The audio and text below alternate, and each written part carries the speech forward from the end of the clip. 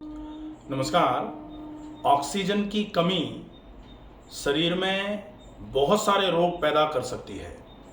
शरीर में जब भी ऑक्सीजन कम पहुंचेगा, शरीर में आलस आना, मांसपेशियों की थकान, एकदम से थका थका शरीर टूटा टूटा सा रहना, सिर में भारीपन, बालों में रूखापन, आँखों में जलन, बेचैनी, घबराहट होना, पेट का फूलना, या फिर यूँ कहें कि शरीर में ऑक्सीजन की कमी शरीर के सारे अंगों को खराब करने में अहम भूमिका निभाती है।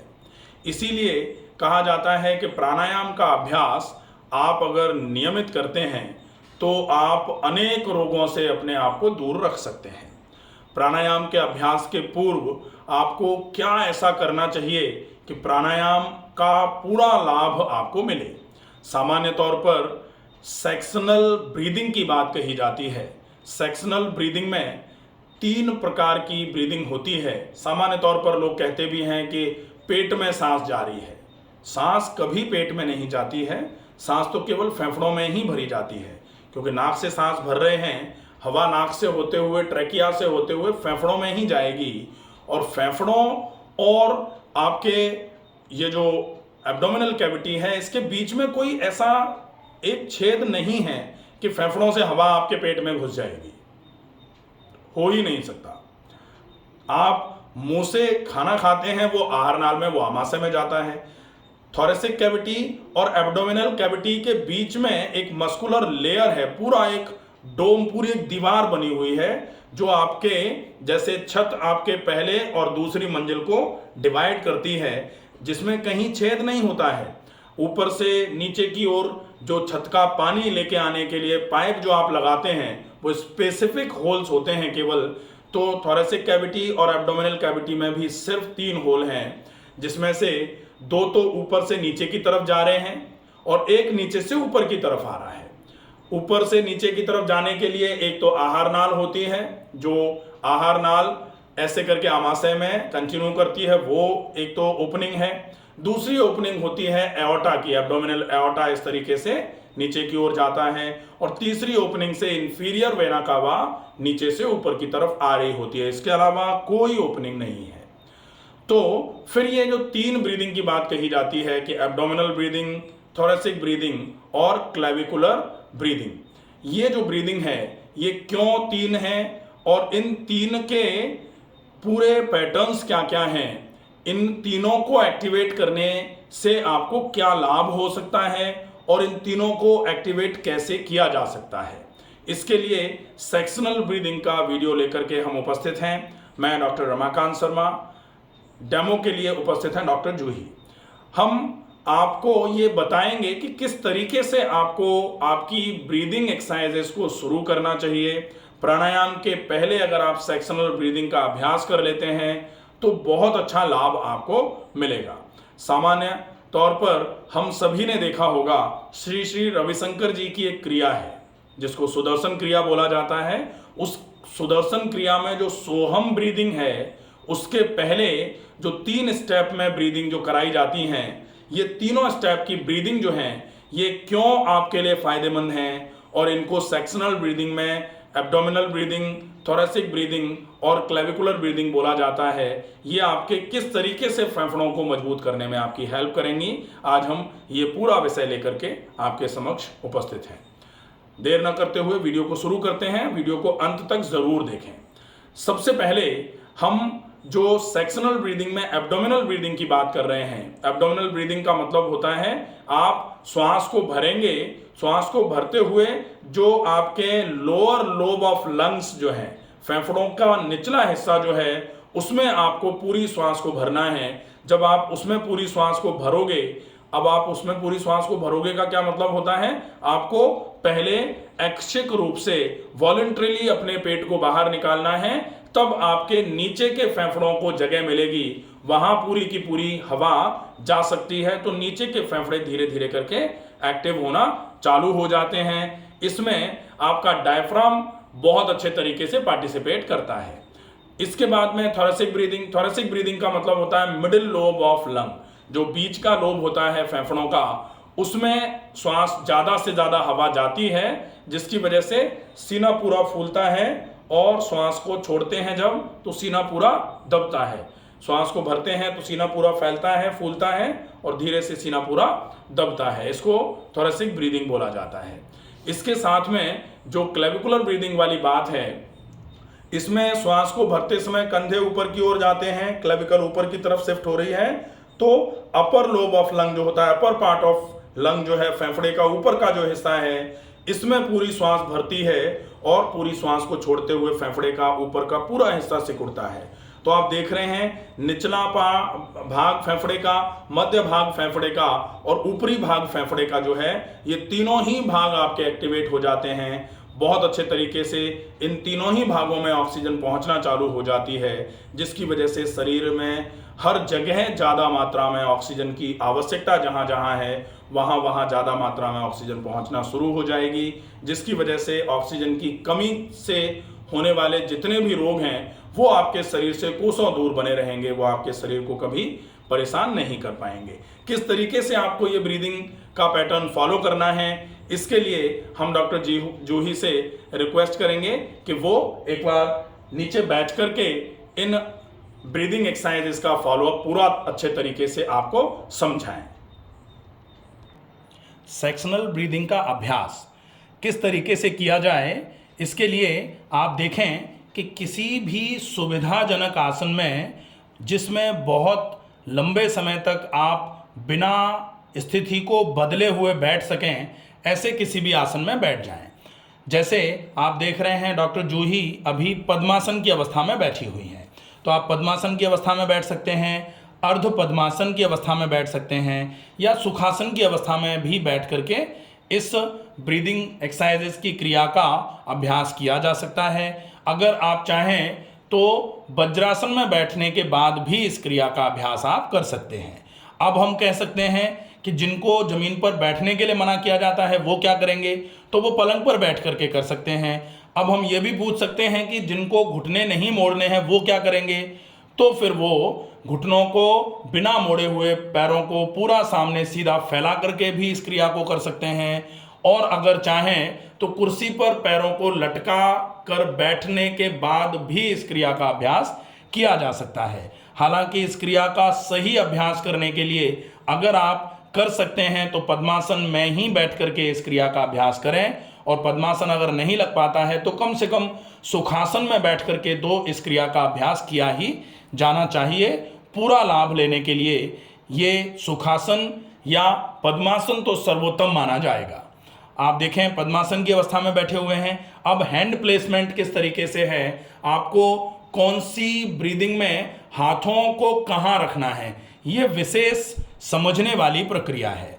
आपको सबसे पहले जो ब्रीदिंग एक्सरसाइज करनी है उसमें आप अपने दोनों हाथों को इस तरीके से जहां बेल्ट बांधा जाता है कमर पर वहां लगाएंगे, जिसमें आपका अंगूठा सामने की तरफ होगा और हाथों की सारी उंगलियां जो हैं वो पीछे की तरफ हो जाएंगी। हाथों की उंगलियां पीछे की तरफ, अंगूठा सामने की तरफ। हम पूरा बिल्कुल स्थिर बैठे हुए हैं, सीधे बैठे हुए हैं। लंबी गहरी श्वास पूरी भरेंगे, धीरे धीरे भरी गई श्वास को छोड़ेंगे। पूरी श्वास को भरेंगे, भरी गई श्वास को धीरे धीरे छोड़ेंगे। पूरी श्वास को भरेंगे, भरी गई पूरी श्वास को धीरे धीरे छोड़ेंगे। आप ऐसे भी इस क्रिया का अभ्यास कर सकते हैं, या आप चाहें तो आप मेंटली काउंट करते हुए श्वास को भरेंगे 4 सेकेंड, रोकेंगे 4 सेकेंड और छोड़ेंगे 6 सेकेंड में। श्वास को भरेंगे 4, रोकेंगे 4 और छोड़ेंगे 6 सेकेंड में।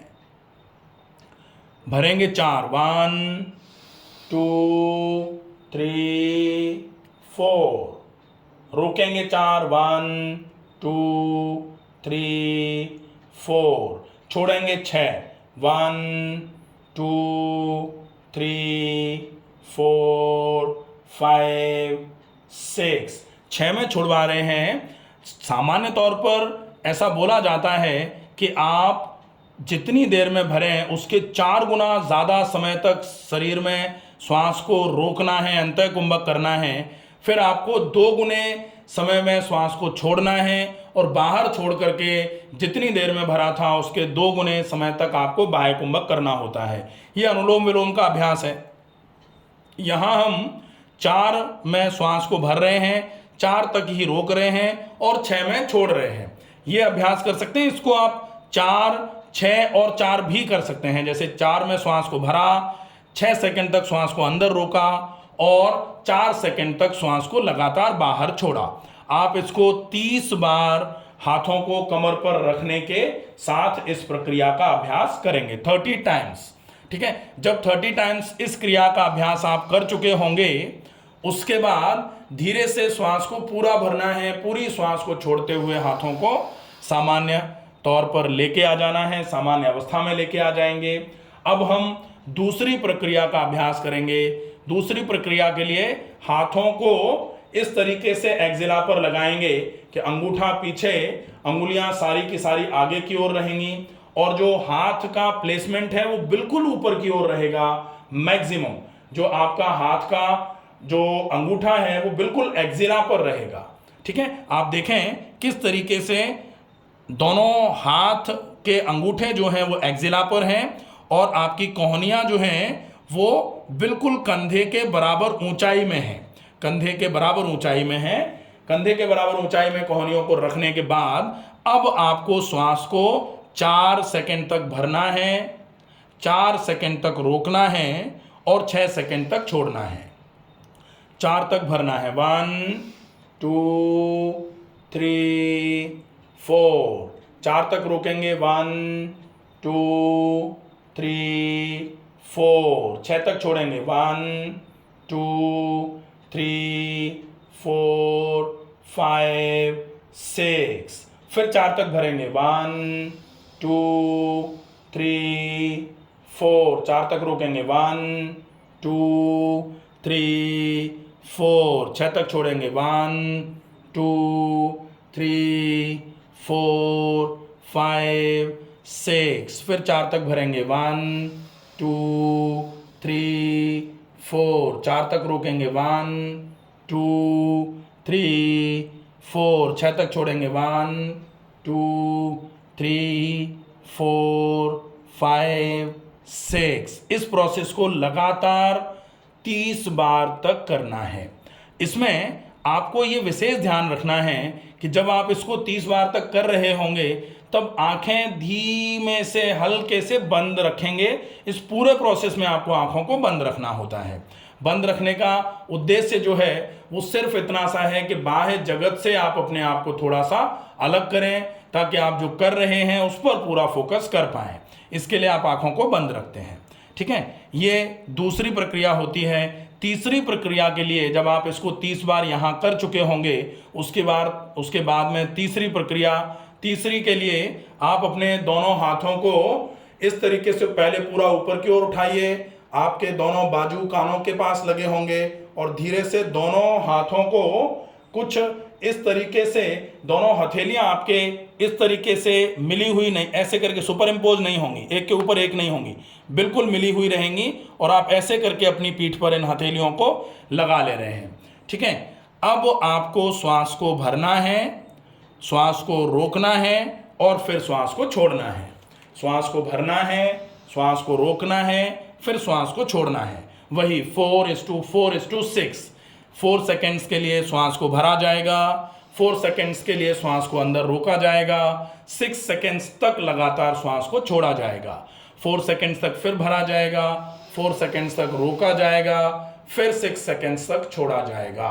लगातार इस क्रिया का अभ्यास भी आपको 30 बार करना है। लगातार अभ्यास को करते रहेंगे।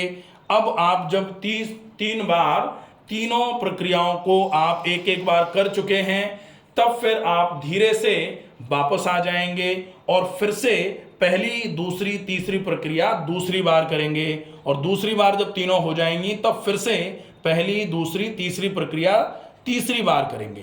तो 30 बार तीनों इंटू 3 टाइम्स आपको करना होता है। इससे आपके पूरे के पूरे फेफड़े एकदम से एब्जॉर्प्टिव हो जाते हैं, ज़्यादा से ज़्यादा मात्रा में ऑक्सीजन उनमें पहुंचेगी और कार्बन डाइऑक्साइड ज़्यादा से ज़्यादा मात्रा में फेफड़ों से निकल करके शरीर में आ जाएगी। जब इतना अभ्यास हो जाता है उसके बाद आपके फेफड़े पूरे तरीके से तैयार हैं किसी भी ब्रीदिंग एक्सरसाइज, किसी भी प्राणायाम के लिए। इसके बाद में आप चाहे अनुलोम विलोम कर लीजिए, इसके बाद में आप चाहे भस्त्रिका प्राणायाम कर लीजिए, चाहे कपालभाति कर लीजिए। कोई भी प्राणायाम अगर इतना करने के बाद करते हैं तो निश्चित ही बहुत अच्छा लाभ मिलेगा। आजकल वैसे भी कोई भी योग कराने वाले आपको सबसे पहले डीप ब्रीदिंग का अभ्यास कराते हैं। उसको भस्त्रिका समझ लेते हैं लोग, लेकिन वो भस्त्रिका नहीं है, वो डीप ब्रीदिंग का अभ्यास है। वो डीप ब्रीदिंग आपके फेफड़ों को थोड़ा सा लूज करने के लिए, फेफड़ों को थोड़ा एक्टिवेट करने के लिए काम में आती है। उसके बाद में फिर आप अनुलोम विलोम प्राणायाम करते हैं, जो प्राणायाम को शुरुआती दौर में जहां से शुरू किया जाना चाहिए वो प्रक्रिया है। तो आपको सबसे पहले अगर आप डीप ब्रीदिंग भी कर रहे हैं तो ये जो हमने करी वो डीप ब्रीदिंग ही तो थी।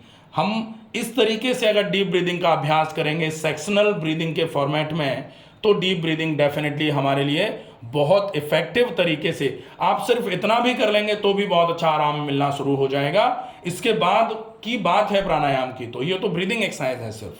तो प्राणायाम में जो भी करेंगे इसके बाद करेंगे। इसके बाद अगर आप भस्त्रिका का अभ्यास करते हैं तो आप भस्त्रिका का अभ्यास इसके बाद कर सकते हैं। कैसे करेंगे? जब आप 3 बार इन तीनों प्रोसेस को 30-30 बार कर चुके, लगभग इसमें आपका 20 मिनट के आसपास का समय लगता है। 20 मिनट के बाद आप सीधे बैठे हुए हैं और आप पूरी श्वास को भरेंगे, पूरी श्वास को छोड़ेंगे, पूरी श्वास को भरेंगे, पूरी श्वास को छोड़ेंगे, पूरी श्वास को भरेंगे, पूरी श्वास को छोड़ेंगे।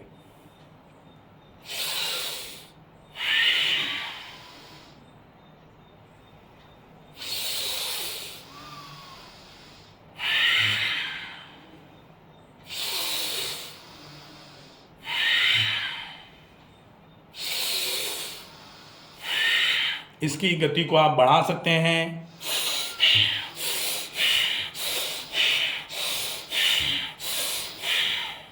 आप और तेज गति से कर सकते हैं।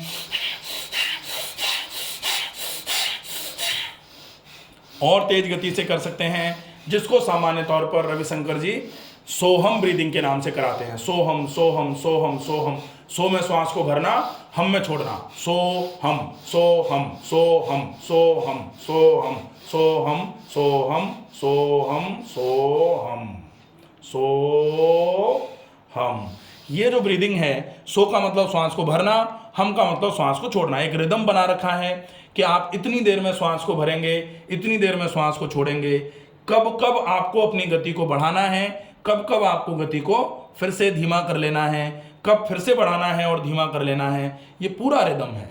तो आप अगर इस तरीके से इस प्राणायाम का अभ्यास कर लेते हैं, जिसको भस्त्रिका प्राणायाम के नाम से ही जाना जाता है, उसके पहले आप अगर सेक्शनल ब्रीदिंग का अभ्यास करते हैं तो आप छोटे से छोटे रोग से लेकर के, आप यकीन मानिए बड़े से बड़ा रोग आपका इस प्रोसेस से घबराएगा। अगर आपने इस प्रोसेस को सही तरीके से करना शुरू कर दिया तो निश्चित ही आप बहुत बड़े बड़े रोगों से अपने शरीर को बचा सकते हैं। आशा है ये वीडियो आपको पूरा समझ में आया होगा। ज़्यादा से ज़्यादा लोगों तक इस वीडियो को पहुंचाएं, ताकि ज़्यादा से ज़्यादा लोग इस प्रक्रिया को पूरा अच्छे तरीके से करके अपने रोगों को कम कर पाएँ, ख़त्म कर पाएँ। स्वस्थ रहिए, सुरक्षित रहिए। धन्यवाद।